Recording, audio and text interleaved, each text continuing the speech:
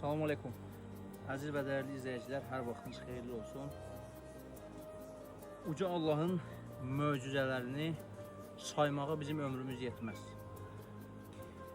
Bu üsküklərin içində, hər birinin içində ana arılar var. Yəni süfrə köçürtməklə bu ana arıları inşallah yetişdiririk. Təsəvvür edin ki, Uca Allah necə möcüzə yaradıb.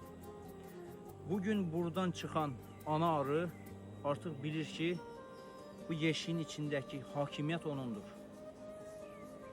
Arılarda hakimiyyət ana arının əlindədir, kraliçə arının əlindədir. Bu ana arı doğulan gündən bilir ki, böyüklük ondadır.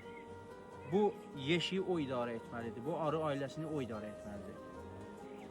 Bu Amerikada dünyaya gələn ana arıda da bu cürdür, Azərbaycanda da bu cürdür, Afrikada da bu cürdür. Dünyanın hansı yerində olursa olsun, bütün dünyada bu yumurtanın içindən çıxan ana arı bilir ki, hakimiyyət böyüklük ondadır.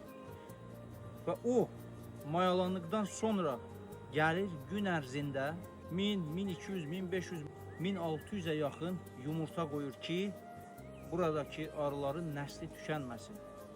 Kiçik bir arıya bu düşüncə, bu beyni verən kimdir?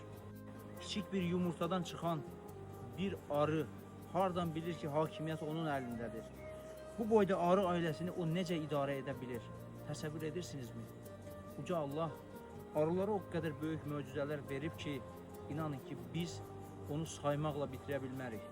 Və neçə illərdir ki, dünya yaranıb, bugünə kimi arı ailəsi, arılar haqqında tam olaraq heç kəs məlumat yığa bilmir. Günümüzdə də hələ arılar haqqında yeni şeylər kəşf olunur. Həmd olsun Uca Allahın böyüklüyünə. Allah qüdrətlidir, Allah qüvvətlidir.